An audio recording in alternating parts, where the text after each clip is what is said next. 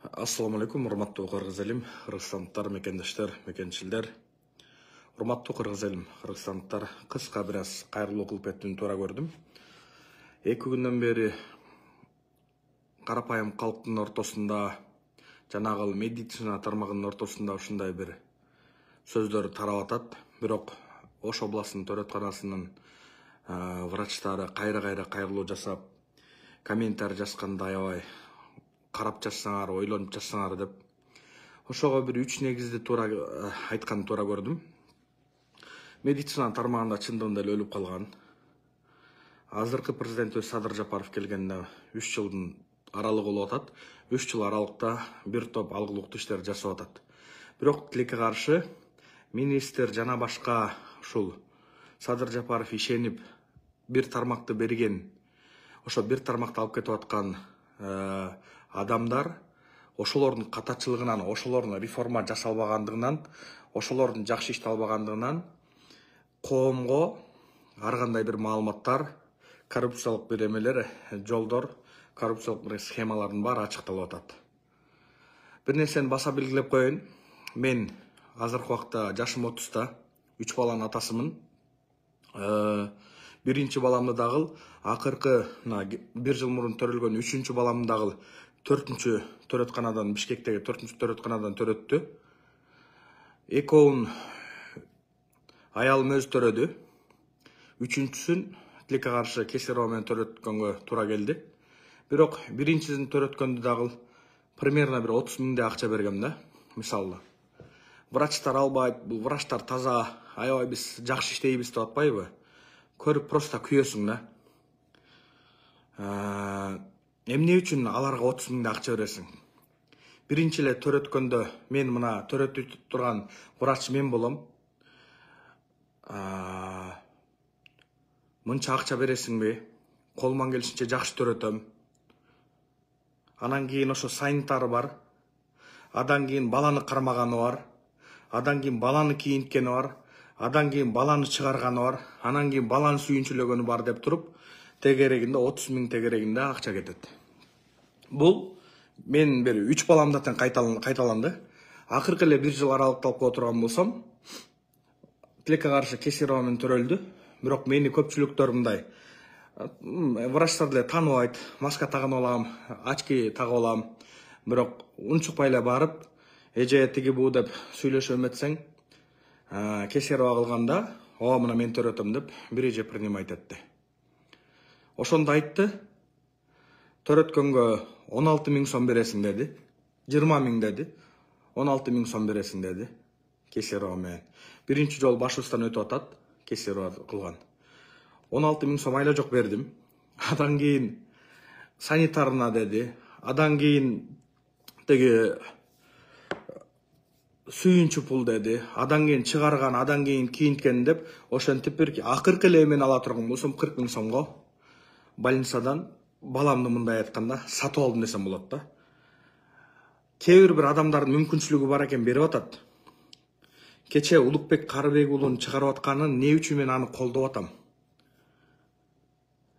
Медицина тармагы вообще эле тимеле коррупция кылбайт, медицина тармагы таза деп аткандарды көрүп, айла жоктон аргасынан Улукбектин кылып аткан кадамын колдоп атам да.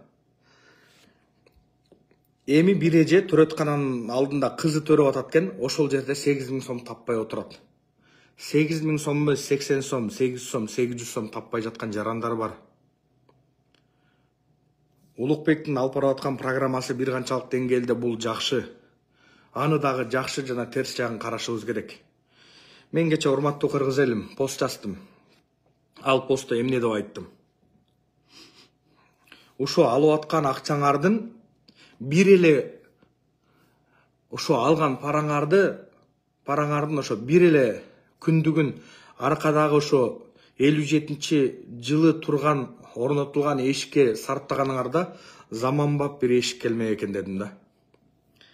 Эми бул сөзүм мен айткым келип атат. Медицина тармагы өлүп калган.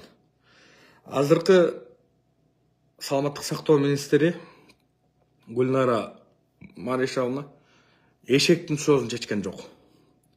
Тескерисинче коррупцияны ушунчалык гүлдөтүп жиберди. Тилинен башка эчтеке жок, кабинеттен башка чыкпайт. Мен алгылыктуу эчтеке жасаганын көргөн жокмун.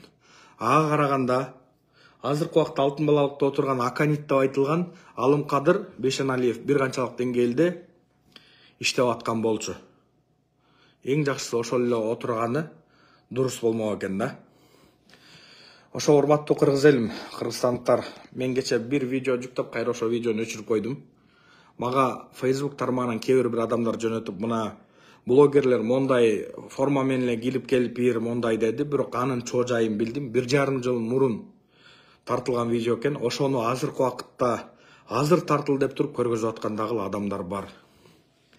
Так баса белгилеп коеюн, мен 3 балалы болдум. 3 баламда тең 30 000 сомдон кем берген жокмун больницага. Акыркысында бир 40 000 тегерегинде бердим.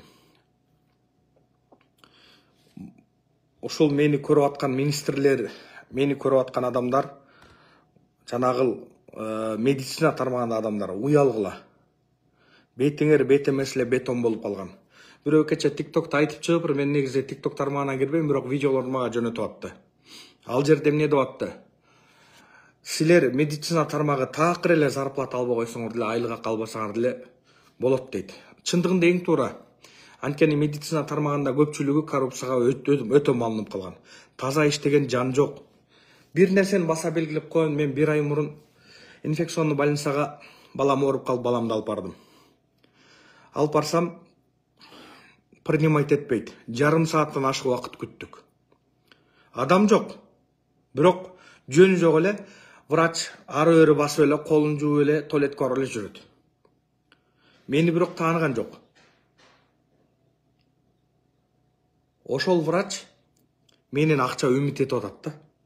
Мен баламды көргөзүп, не болгонун билейин деп инфекционный больницага барсам, акча үмүт этип отурат.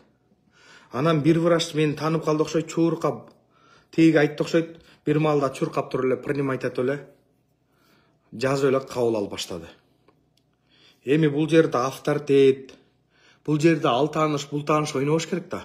Адам заргакшап барып атса, ал адамдын үмүтүн, баласы ооруп атса, бир жери ооруп атса, анын үмүтүн өчүрүп, кайра өлтүрүп, адан акча сураганын ордуна, мамлекет бардык нерсени камсыз кылып аткандан кийин, ошонун полный бүттүгүн жакшы мамлекет ишенип силерге бир больницаны, бир мекемени, болгон имаратты берип аткандан кийин, ошону алгылыктуу алып барыш керек да.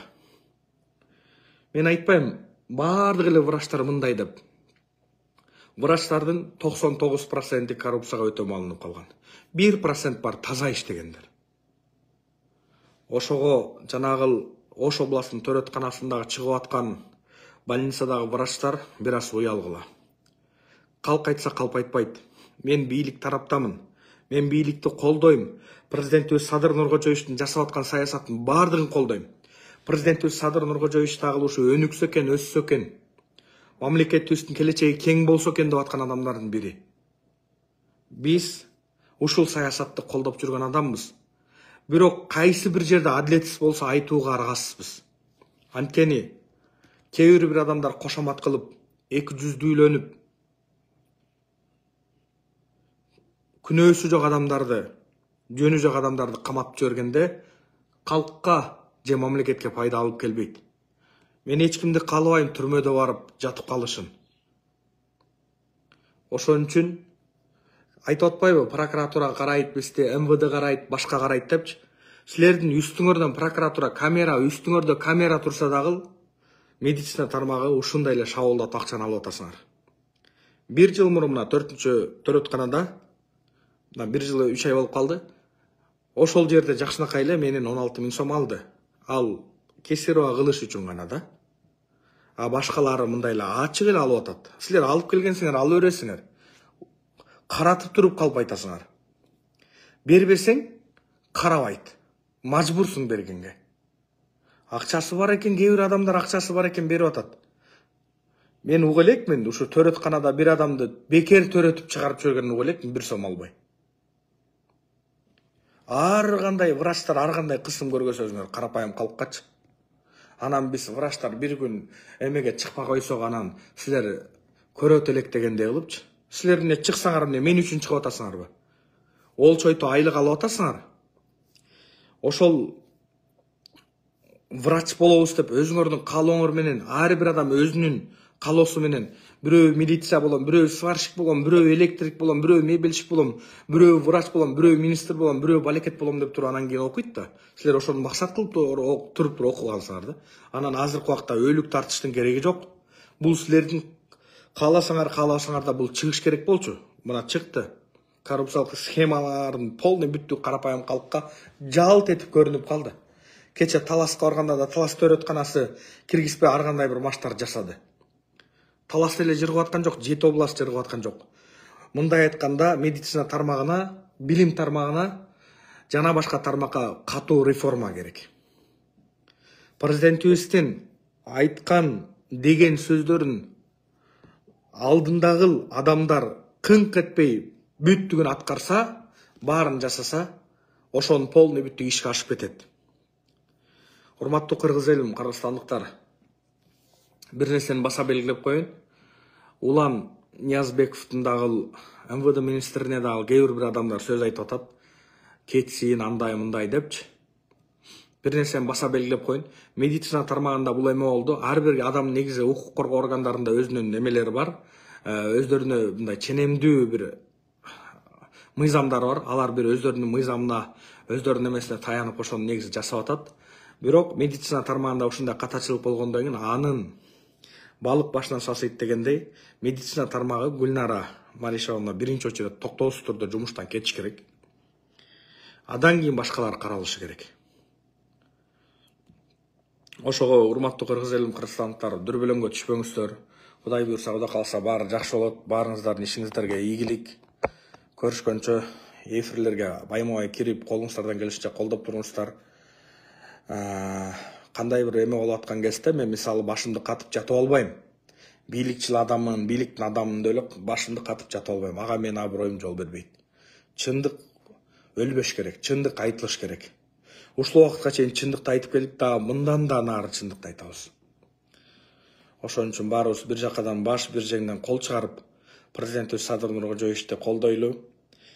Саламаттык сактоо министри Гүлнара Маришевна Садыр Нуркожоевичти бир канча жолу сөгүш алган, бир канча жолу эскертип алган, иштей албай аткан айдан ачык белгилүү. Токтоосуз сал жумушун тапшырсын дагы, татыктуу бир талапкерге, татыктуу бир адамга берсин. Чындыгында төрөт маселеси болобу, башка маселе болобу өлүп калган. Барса үмүт этип отура берет, акча бересиң деп. Ошол урматтуу кыргыз элим, баарыңардын ишиңерге ийгилик. Ассаламу алейкум, көрүшкөнчө.